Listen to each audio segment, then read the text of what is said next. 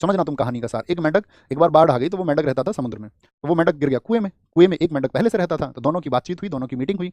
तो उसने कहा भाई तुम कहाँ से आए हो? तो उसने कहा मैं समुद्र से आया हूँ। तो उस मेंढक ने उससे पूछा कि समुद्र कैसा होता है? तो उसने पूछा यार समुद्र जैसा तालाब है ऐसा नहीं होता है। तो उसने पूछा समुद्र कितना बड़ा होता है? तो उसने मेंढक ने जो पूछ रहा था सवाल उसी ने पूछा, उसने कहा भाई बहुत बड़ा होता है। उत्तर दिया उसने, उसने कहा कि बहुत बड़ा होता है। उसने मेंढक ने अपने हाथ फैलाए ऐसे, बोला इतना बड़ा होता है?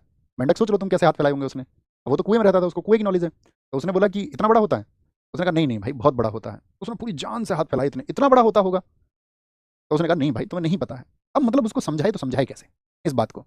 तो कई बार चीज़ें इस बात पर भी निर्भर करती हैं कि आप उनके जो समझने वाला व्यक्ति है उसके मस्तिष्क का स्तर कितना है, उसके अंदर कितनी चीज़ें जा सकती हैं, और जो समझाने वाला है वो देख क्या है सब चीज़ों को, वो सब कुछ जानता है। तो वो कई बार तो चाह के भी नहीं बता सकता सारी चीज़ें। तो इसीलिए आप किसी से जब डिस्कशन करो ना तो आपको ये देखना है कि जिसको आप चीज़ें समझा रहे हो वो कहीं कुएं का मेंढक तो नहीं है, जिसकी सीमित मानसिकता होती है, तो उसके ज़्यादा चक्कर में मत पड़ना तुम। नहीं तो जो अपनी आइडियोलॉजी है उससे भी हाथ धो बैठोगे।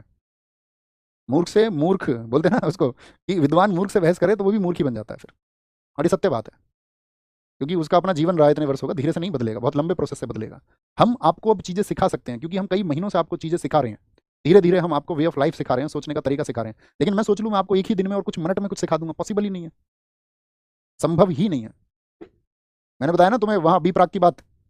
बी प्राक वहाँ गए आपका प्रेमानंद महाराज जी के पास में, और प्रेमानंद महाराज जी के पास में जाके, प्रेमानंद महाराज तो आप जानती हो वो तो आपका मना करते हैं कि भाई मांसाहार आपको नहीं करना है, और जो जंतु हैं उनकी भी सेवा करनी है, जीव जंतुओं की। लेकिन उसके कुछ समय बाद में बी प्राक का इंटरव्यू हुआ लल्लन टॉप पर। बी प्राक के इंटरव्यू में उनसे सवाल पूछा गया भाई साहब आपके पास जूते कितने हैं? बोले 500 जोड़ी हैं, लेदर के भी सब तरह के, उन्होंने बताया अपना। तो नहीं बदला ना अपना जीवन, चमड़े का तो तब भी पहन रहे हैं ना। अब लोग आपको उसमें राय देंगे, बोले चमड़ा भैया मृत जानवर का भी तो हो सकता है, तुम्हें क्या गारंटी है?